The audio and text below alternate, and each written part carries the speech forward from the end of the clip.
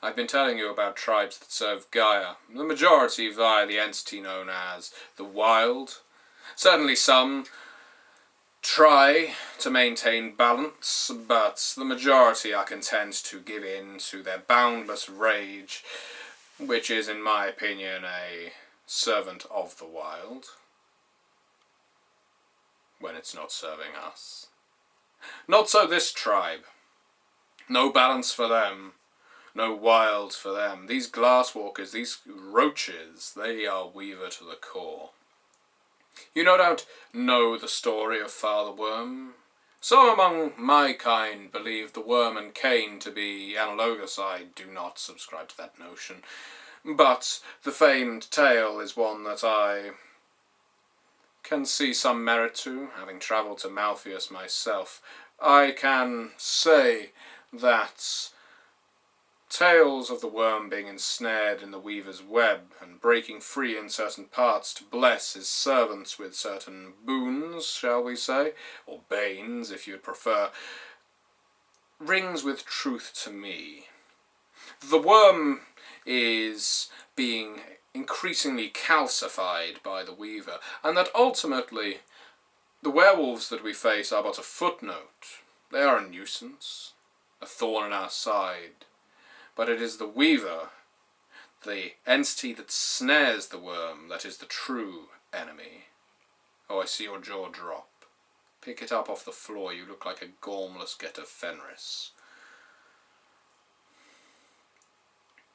The worm seeks to consume the world and regurgitate it in its image.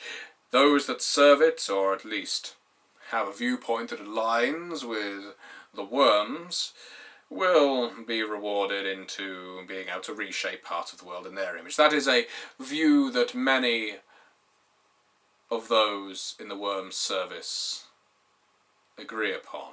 I like to keep an open mind. But the Weaver would stop all of this. What does the Wild care for all of that? The Wild is unbridled chaos, and that has its place. Creation has its place. Certainly creation would be preferable if it did not have such fanatical servants.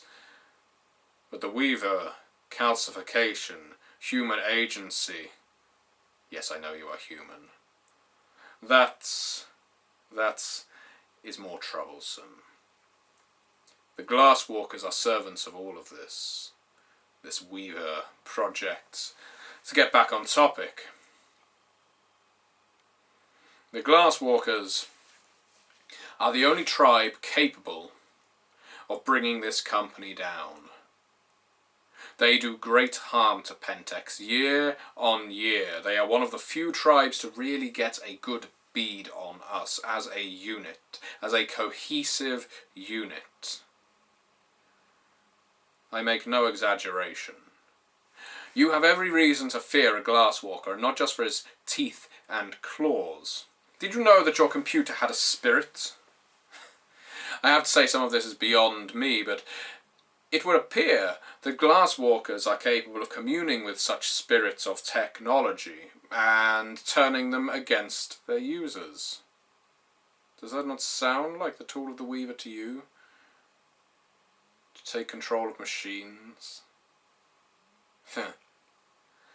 Certainly we have gone to some lengths to infest our machines with various and sundry banes, spirits and the like, but there is only so much one can do without making an office block just completely collapse under its own corrupt weight.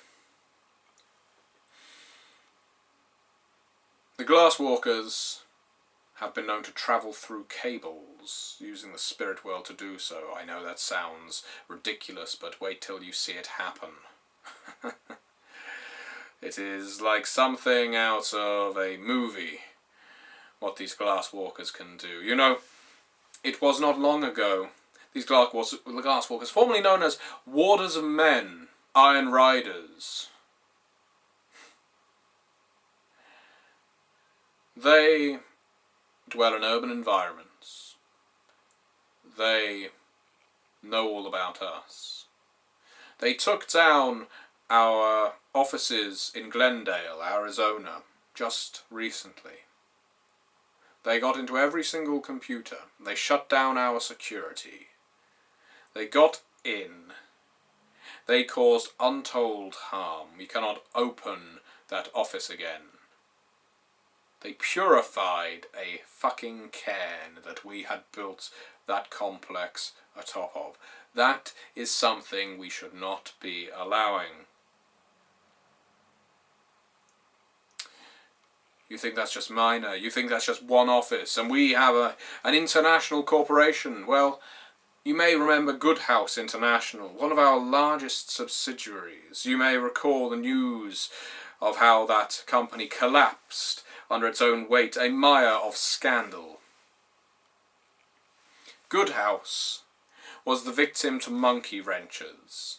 Glasswalkers who subscribed to this camp idea that they would take down Pentex subsidiaries one at a time. For once they were successful. For once they acted with unity. All Goodhouse machines shut down. 2 dozen office blocks completely paralysed as their servers were infected with something I can only describe as Weaver-based.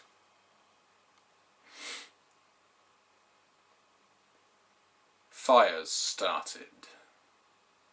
Not one sprinkler system worked. And whilst physical hell reigned in these complexes, the Glasswalkers, they hacked in, they stole money, they stole information, they released information pertaining to some morally dubious activities that Goodhouse had been up to in the last several decades. Goodhouse's reputation was ruined, stock price collapsed. Goodbye, Goodhouse International, a very profitable subsidiary. We were fortunate to weather the blow. Our name was not pulled into the muck.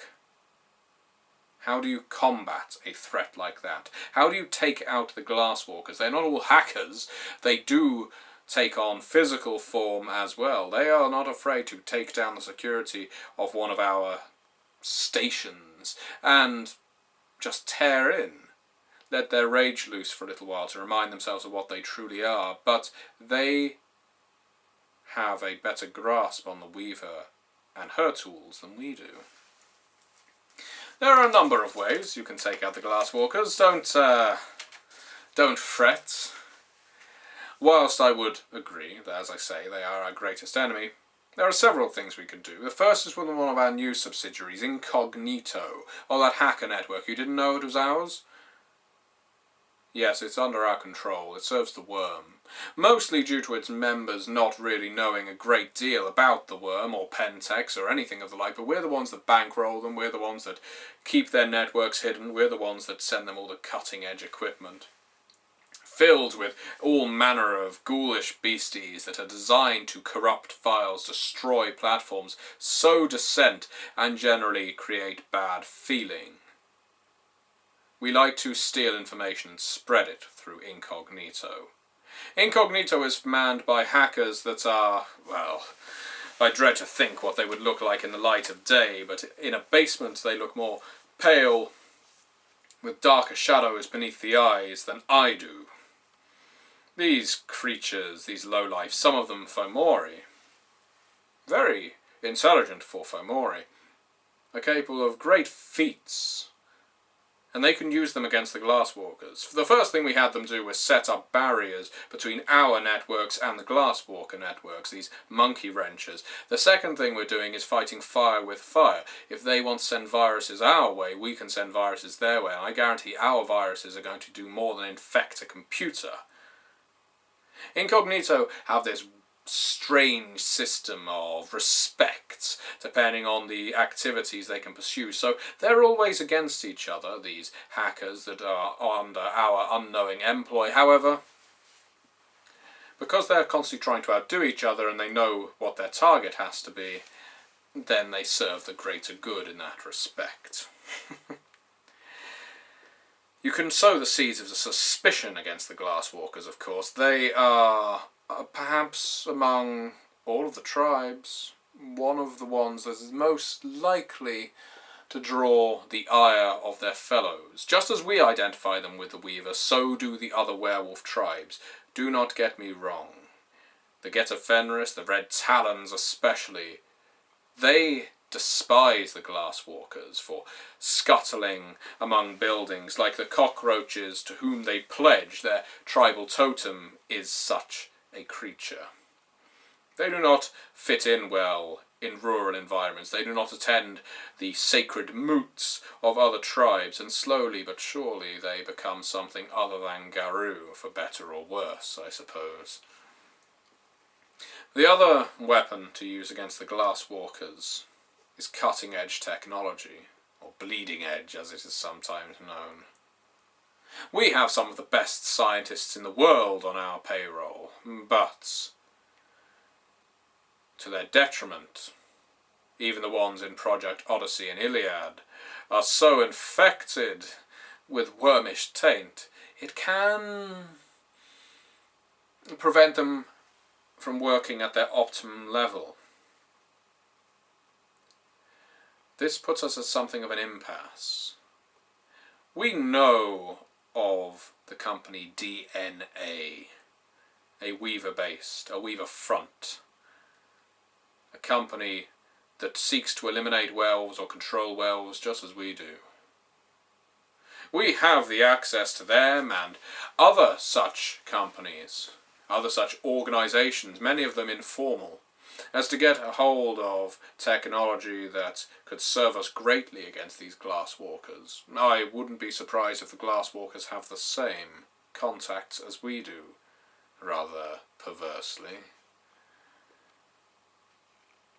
We need to get the weapons, we need to get the tools, we need to get the technology to use against the Glasswalkers before they can use it against us, knowing and keeping in mind that by using this Weaver technology we are exposing ourselves to just as much danger as the Glasswalkers would be.